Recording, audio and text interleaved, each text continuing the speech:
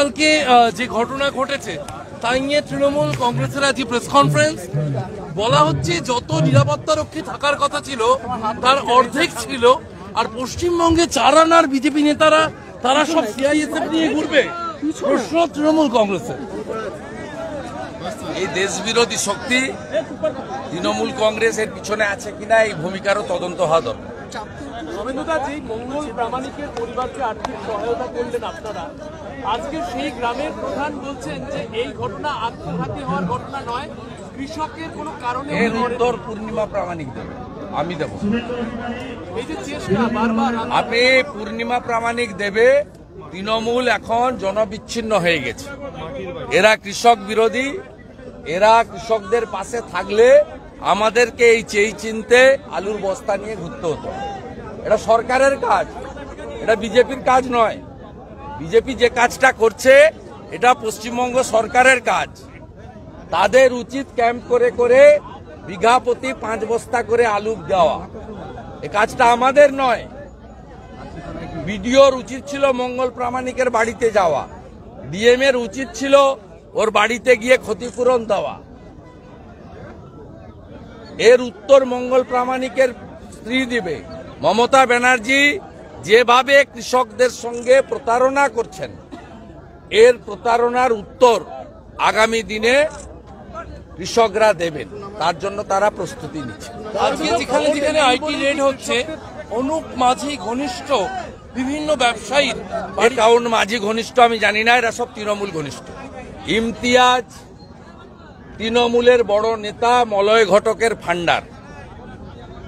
সোরাব তৃণমূলের x MLA, তার স্ত্রী Nargis she is existing councillor Asansol corporation.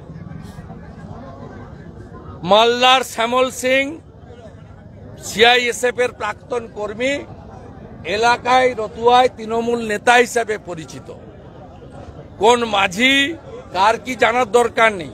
তৃণমূলের চোরেদের উপরে একেবারে সঠিকভাবে ভারতবর্ষের যারা দায়িত্বে আছে এই বেআইনি সম্পদ উদ্ধার করার, তারা অ্যাকশন নিচ্ছে।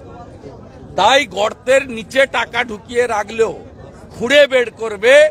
যেভাবে ধীরাজ সাউদ বাড়ির নিচ থেকে, গোডাউন থেকে 353 কোটি টাকা ইনকাম ট্যাক্স বের করেছে, অর্থাৎ এই ইন্ডির পিন্ডি চটকাচ্ছে। বারবার মহুয়া মৈত্রর ঘটনা এবং কালকে বিজেপির মহীশূরের সাংসদ, তাকে বারবার তুলনায় টানা হচ্ছে। বলা হচ্ছে মহুয়া মৈত্র যদি সাসপেন্ড হয় তাহলে কেন সাংসদের বিরুদ্ধে ব্যবস্থা নয়, কেন গ্রেপ্তার নয়? এই যে দুটো ঘটনাকে বারবার তুলনা করা, এবং ইটস এ বিগ কনস্পিরেসি, এবং এই কনস্পিরেসির সঙ্গে ইন্ডির পিন্ডিরা যুক্ত। এবং এর সঙ্গে তৃণমূলের যে বেঙ্গল লিঙ্ক এসছে, যাদবপুরেই করে রেখেছে। বন্দে মাতরম বলতে পারে না, জাতীয় সঙ্গীত গাইতে পারে না। যাদবপুরে আমাকে লক্ষ্য করে অ্যাটাক হয়েছে মাওবাদী নাম দিয়ে। যাদবপুরেও টুকরে টুকরে গ্যাং রয়েছে। এই টুকরে টুকরে গ্যাংকে যারা তৈরি করেছেন, যারা দেশে থেকে দেশ বিরোধী কাজ করছেন, এদেরকে আগে উৎখাত করা দরকার। এবং এদের পিছনে নিশ্চিতভাবে তৃণমূল কংগ্রেসের মতো দেশ বিরোধী শক্তি আছে। শুভেন্দুদা, সীমান্ত ঘিরতে রাজ্য সরকার জমি দিচ্ছে না বিএসএফকে, কেন্দ্রীয় সরকারকে সুপ্রিম কোর্টের দ্বারস্থ হতে হলো। মামলা সুপ্রিম কোর্টে বিচারাধীন, সেখানে হলফনামা দিয়ে আমাদের স্বরাষ্ট্র সচিব সব জানিয়েছেন। প্লিজ ওয়েট, সুপ্রিম কোর্টের ভার্ডিক্টের জন্য ওয়েট করুন। আমরা অনেক আগে থেকে বলছি 72টা জায়গায় জমি দেয়নি।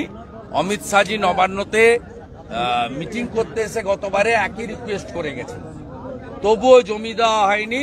জমি দেওয়া হয়নি এই কারণে যাতে রোহিঙ্গা, হেফাজত, রাজাকার, জামাত, বাংলাদেশে যারা বিচ্ছিন্নতাবাদী শক্তি, সেই শক্তি পশ্চিমবঙ্গের ঢুকে ভারতবর্ষে ছড়িয়ে পড়ে, এবং পশ্চিমবঙ্গে মমতা ব্যানার্জির ভোট ব্যাংক হিসেবে এরা যাতে আমাদের পুরো ডেমোগ্রাফি চেঞ্জ করিয়ে দেয়, তার জন্যই বিএসএফ কে বর্ডার ঘিরতে দেওয়া হয়নি।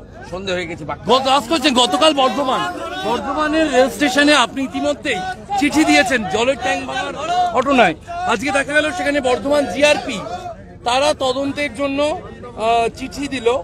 এবং এই অলরেডি তদন্ত স্টার্ট হয়েছে এবং 5 লক্ষ টাকা করে মৃত পরিবারের হাতে, 50,000 টাকা করে আহতদের হাতে রেলের পক্ষ থেকে ইতিমধ্যে তুলে দেওয়া হয়েছে। Honourable railway minister Ashwini Vaishnavji খুব টেক কেয়ার করেছেন, সিরিয়াস অ্যাকশন নিয়েছেন। মৃত্যুর অর্থ দিয়ে ক্ষতিপূরণ হয় না, তার মধ্যেও মানবিক দৃষ্টিভঙ্গি দিয়ে রেল যেটা করার সেটা রেল করেছেন এবং সেফটি অডিটও আশা করি অর্ডার এসে যাবে। আমি একটু আগেই রেল ভবনে কথা বলেছি। সংসদ ভবন নিয়ে কি ধোঁয়াশার রাজনীতি চলছে? সংসদ ভবন না না, ধোঁয়াশার কিছু নেই, খুব ক্রিস্টাল ক্লিয়ার আছে।